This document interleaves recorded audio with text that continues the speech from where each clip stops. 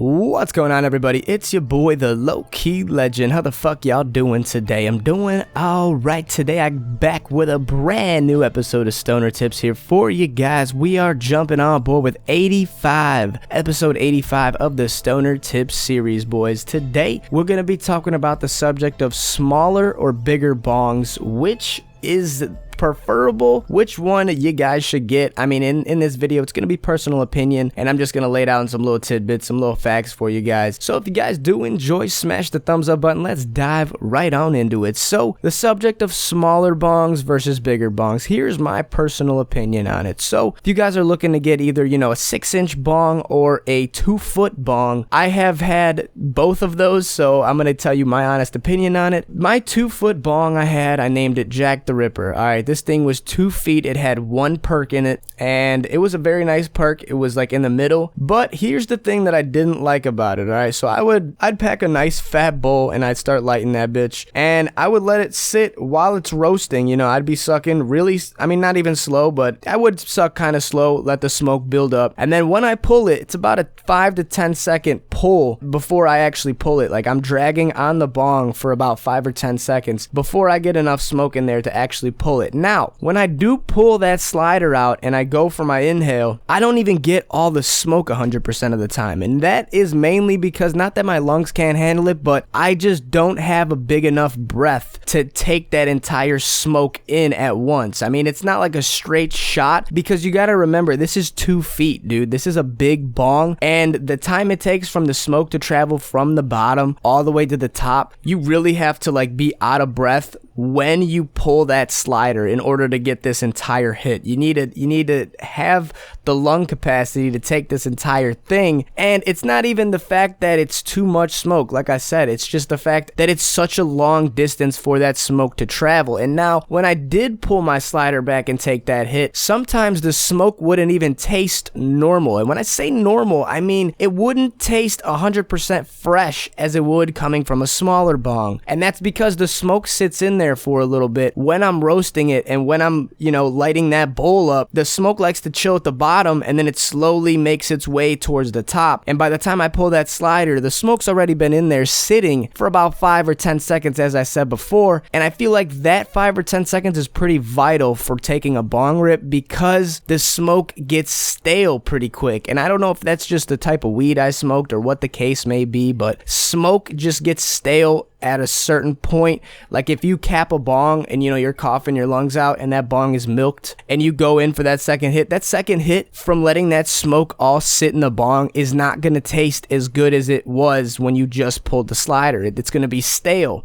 So keep that in mind as well. Once you're getting a bong, you got to learn to use different lung capacities with it. Like, when you go in for your bong rip and you're lighting it, you need to breathe out as much as you can, like all the way out, and then you start sucking in. And at that point, when you're lighting it, you're gonna feel like you need to breathe a lot. So that's when you inhale very hard on the bong, and that entire bong rip, you're gonna have to be inhaling very hard in order for you to get that full 2-foot bong experience. And another thing is, that's not a bong you're gonna want to get if you're ever gonna want to conserve weed. Just isn't the case at all. That's a bong you want to pack a gram in that bitch and be with your homies, you feel me, and light that bitch up, and then be smoking it in an occasion like that. Like, you can't skimp on a bong like that, simply because I feel like it's just not made for that.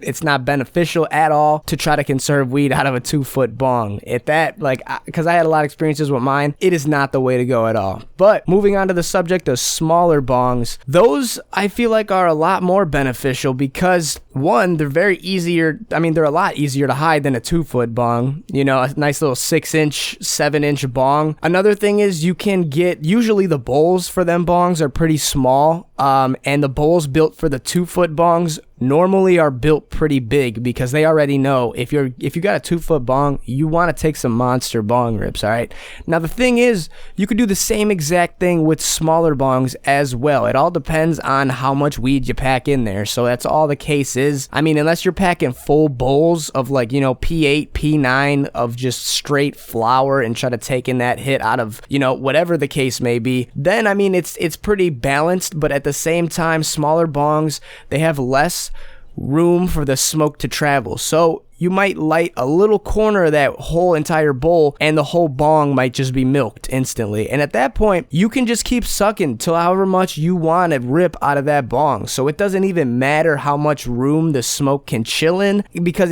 it's just going straight down your throat anyway. It's going into your lungs anyway. So at that point, you can just keep going until you feel comfortable of pulling that slider out and taking the rest of that smoke in. Now, those bongs I prefer over the bigger bongs because, one, like I said, it's a lot smaller, easier to hide and shit. Another reason is the smoke has less room to travel because it's small. You feel me? It just goes from point A to point B really, really quick. Depending on the size, the smaller the better, I feel like. And another thing is you could save a lot of weed doing this because the smoke's gonna hit you a lot harsher than a 2-foot bong would be, and it's gonna be a lot more fresh than a 2-foot bong. It's not gonna have no stale smoke 100% unless you back out of it and you start coughing and shit. And if that bong is milked, like I said, you're at a time limit now of where you can actually pull that slider and take that entire hit. Now, if you are in a situation like that, it's fine though, because the bong's small as it is, and it's not gonna, you're not gonna be able to take that much out of it. You feel me? It's gonna be a nice quick hit no matter what the case is. Even if it is stale smoke, there's not a lot of room for the bong to hold smoke, so it's a lot more beneficial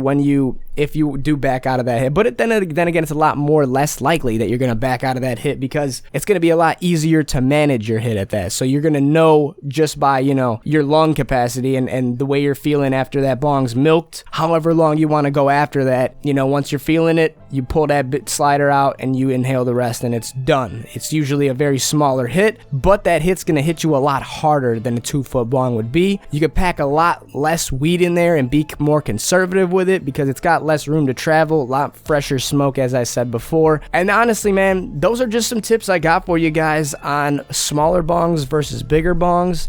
Let me know in the comments though what you guys think. What's your personal preference, smaller or bigger bongs? What the difference is for you if you guys have experienced smaller and bigger bongs. But as I said before, man, this is my personal opinion on it, and this is my little tip video I wanted to give you guys for smaller versus bigger bongs. Other than that, man, if you guys did enjoy, smash the thumbs up button. I appreciate each and every one of you guys for watching these episodes of Stoner Tips, showing your support every video. This shit goes a long way. It means a lot to me. Gives me motivation to keep uploading these videos, and I'm glad to see that you guys are actually enjoying them. It goes a long way, like I said before, man. So thanks so much for all the continued support. Subscribe to the YouTube channel if you guys are new. Follow me on Instagram as well. Be posting on my story, all that cool shit. I'm gonna catch you guys tomorrow for a brand new video. So thanks again for watching. Y'all stay safe, stay savage, stay low key. It's your boy, the LowkeyLegend. I'm out of here, guys. Adios.